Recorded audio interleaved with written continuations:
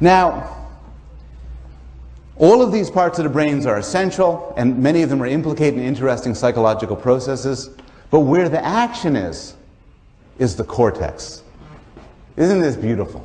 The cortex is the outer layer, and the outer layer is all crumpled up. You ever wonder why your brain looks wrinkled? That's because it's all crumpled. If you took out somebody's cortex and flattened it out, it would be about 2 feet square, sort of like a nice, like a rug. And the cortex is where all the neat stuff takes place.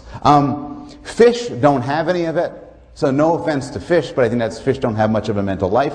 Reptiles and birds have a little bit of it, and primates have a lot, and humans have a real lot. 80% of the volume of our brain is cortex. And the cortex can be broken up into different parts, or lobes. There is and again, this is facing in profile forward. There is the frontal lobe, easy to remember, it's part in front. The parietal lobe, the occipital lobe, and the temporal lobe. And one theme we're going to return to is, this is half the brain. This is in fact the left half of the brain. On the other half, the right half, everything's duplicated with some slight and subtle differences. What's really weird, one really weird finding about these lobes is that they include topological maps. They include maps of your body. Here's a cartoon which actually illustrates a classic experiment by some physiologists who for some reason had a dog's brain opened up and started shocking different parts of the brain. You could do brain surgery while fully conscious because the brain itself has no sense organs to it. And it turns out that the dog, when they zap part of its brain, its leg would kick up. And it took Dr. Penfield at McGill University to do the same thing with people. So they were doing some brain surgery. He had a little electrical thing just on. I don't know how he got to do this. He started zapping it, and boom, the person's parts of their body would move. More than that, when he zapped other parts of the brain, people would claim to see colors. And he zapped other parts of the brain, people would claim to hear sounds. And other parts of the brain, people would claim to experience touch. And through his research and other research, it was found that there are maps in the brain of the body. There is a map in the motor part of the brain, the motor cortex, of the sort up on the left, and the sensory cortex of the sort that you could see on the right. And you could tell what's what by opening up the brain and shocking different parts, and those parts will correspond to the parts of the body shown in the diagram there. Now, two things to notice about these maps. The first is they're topographical. And what this means is that if two parts are close together on the body, they'll be close together on the brain. So your tongue is closer to your jaw than it is to your hip in the body. So too in both the motor cortex and the somatosensory cortex. Also, you'll notice that the size of the body part represented in the brain does not correspond to the size of the body part in the real world. Rather, what determines the size in the brain is the extent to which either they have motor command over it or sensory control. So there's a whole lot of sensory organs, for instance, focused along your tongue, and that's why that's so big, and an enormous amount on your face. But your shoulder doesn't even make it on there, because although your shoulder might be bigger than your tongue, there's not much going on. In fact, if you draw a diagram of a person, what their body is corresponding to the amount of somatosensory cortex, you get something like that. That's your sensory body.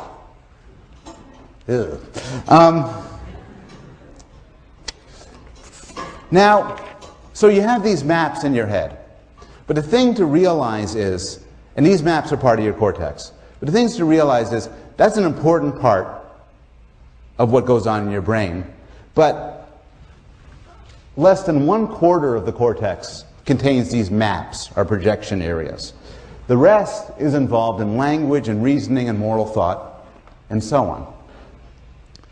And in fact, the proportion, as you go from rat, cat, monkey, humans, less and less of it is devoted to projection areas and more to other things.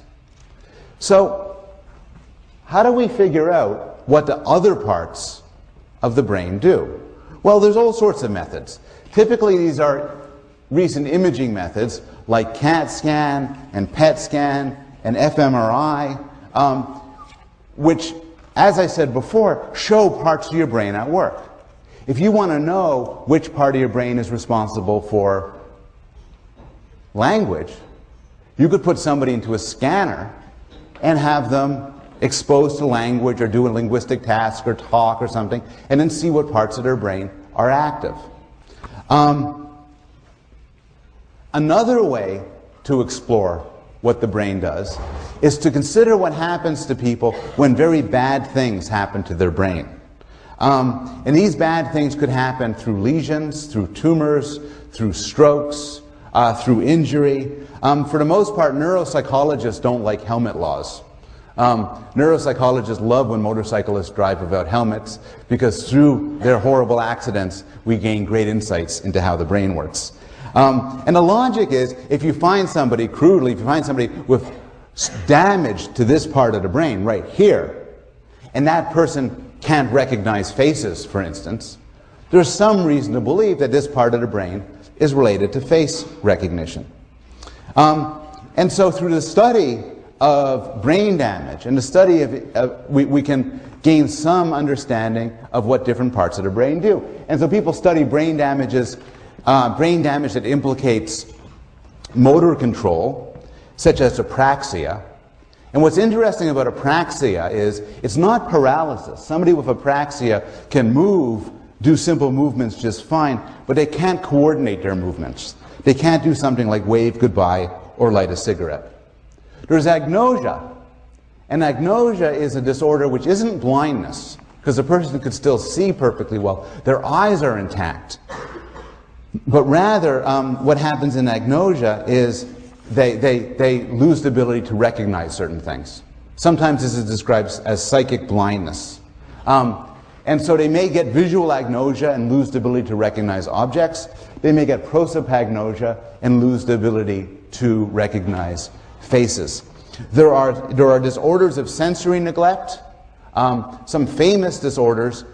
Again, it's not paralysis, it's not blindness, but due to certain parts of damaged parts of your brain, you might lose, for instance, the idea that there's a left side of your body or a left side of the world. And these cases are so interesting, I want to devote some chunk to a class in the next few weeks to discussing them. There are disorders of language, like aphasia. The classic case was discovered by Paul Broca in 1861, a patient who had damage to part of his brain and can only say one word, tan. And the person would say, tan, tan, tan, tan. And everything else was gone. There's other disorders of language, such as receptive aphasia, where the person could speak very fluently, but the words don't make any sense, and they can't understand anybody else. Other disorders that we'll discuss later on include acquired psychopathy, where damage to parts of your brain, particularly related to the frontal lobes, rob you of the ability to tell right from wrong. I want to end. We're talking about neurons, connections between neurons, how neurons are wired up, the parts of the brain, what the different parts do. I want to end by talking about the two halves of the brain. And ask the question, how many minds do you have? Now, if you look at the brain, if you took the brain out and held it up, it would look pretty symmetrical. But it actually is not. There are actual differences between the right hemisphere and the left hemisphere. How many people here are right-handed? How many people here are left-handed? How many people here are sort of complicated? Ambidextrous, don't know, bit of the right, bit of left. People. Okay. Those of you who are right-handed, which comprises about 9 out of 10 people, have language in your left hemisphere.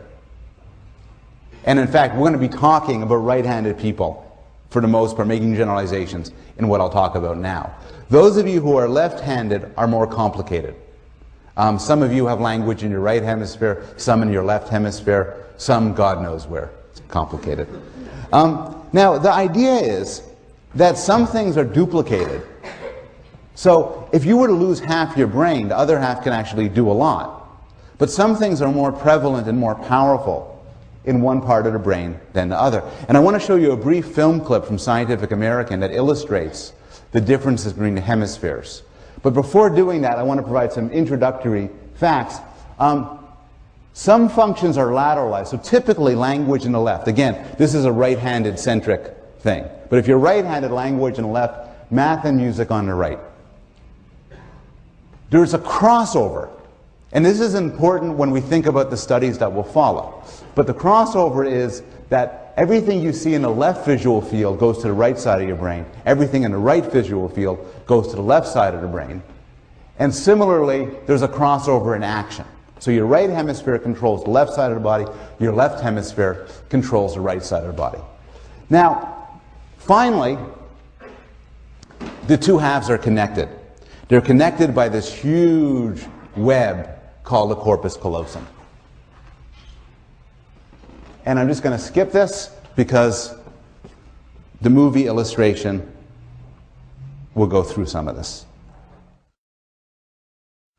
This illustrates certain themes that are discussed in detail in the Gray book concerning the lateralization of different parts of different mental capacities, some in the left hemisphere, some in the right hemisphere. But it also serves as a useful methodological development, which is a nice illustration as to how looking at people who are incredibly unusual, such as this man who had his brain bisected, so his left hemisphere and his right hemisphere don't communicate with one another, how looking at such people, such extreme cases, can provide us with some understanding of how we normally do things. And this, again, is a theme we'll return to throughout the course. This is generally the general introduction of the brain that I wanted to provide, giving the framework for what I'll be talking about later on throughout the course, so that I might later on make reference to neurons or neurotransmitters or the cortex or the left hemisphere, and you'll sort of have the background to understand what I'm talking about. But I want to end this first real class with a bit of humility as to what psychologists know and don't know. So the idea behind a lot of psychology, particularly a lot of neuroscience and cognitive psychology, is to treat the mind as an information processor, as an elaborate computer. And so we study different problems like recognizing faces or language or motor control or logic. The strategy then often is to figure out what sort of program can solve these problems. And then we go on to ask, how could this program be instantiated in a physical brain? So we study people much as we'd study a computer from an alien planet or something. And I think this strategy is one I'm very enthusiastic about. But there still remains what's sometimes called the hard problem of consciousness. And this involves subjective experience. What's it like? So my computer can play chess. My computer can recognize numbers. It can do math. And maybe it does it kind of the same way that I do it. But my computer doesn't have feelings in the same sense. These are two classic illustrations. This is from a very old Star Trek episode. It illustrates angst. I think his starship's about to go into the sun or something. And that's my older kid, Max, who's happy. And so the question is, how does a thing like that give rise to consciousness and subjective experience? And this is a deep puzzle. And although some psychologists and philosophers think they've solved it, most of us are a lot more skeptical. Most of us think we have so far to go before we can answer questions like Huxley's question. Huxley points out how it is that anything so remarkable as a state of consciousness comes about as a result of irritating nervous tissue is just as unaccountable as the appearance of the djinn, of the genie, when Aladdin rubs his lamp. It seems like magic that a fleshy lump of gray, disgusting meat can give rise to these feelings. The second bit of humility, what I'll end the class on, is I am presenting here, and I'll be presenting throughout this semester, what you can call a mechanistic conception of mental life. I'm not going to be talking about how beautiful it is and how wonderful it is and how mysterious it is. Rather, we're going to be trying to explain it. We're going to be trying to explain fundamental aspects of ourselves, including questions like how do we make decisions, why do we love our children, what happens when we fall in love, and so on. Now, you might find this sort of project in the end to be repellent. You might worry about how this meshes with humanist values. For instance, when we deal with one another in a legal and a moral setting, we think in terms of free will and responsibility. If we're driving, you cut me off, you chose to do that. You know, it reflects badly on you. If you save a life at risk to your own, you deserve praise, you did something wonderful. It might be hard to mesh this with a conception in which all actions are the result of neurochemical physical processes. It might also be hard to mesh notions such as the purported intrinsic value of people. And finally, it might be hard to mesh the mechanistic notion of the mind with the idea that people have spiritual value. Faced with this tension, there are three possibilities. You might choose to reject the scientific conception of the mind. Many people do. You may choose to embrace dualism, reject the idea that the brain is responsible for mental life, and reject the promise of a scientific psychology. Alternatively, you might choose to embrace a scientific worldview and reject all these humanist values. And there are some philosophers and psychologists who do just that, who claim that free will and responsibility and spiritual value and intrinsic value are all illusions. They're pre-scientific notions that get washed away in modern science. Or you could try to reconcile them. You could try to figure out how to mesh your scientific view of the mind with these humanist values you might want to preserve. And this is an issue which we're going to return to throughout the course. Okay, I'll see you on Wednesday.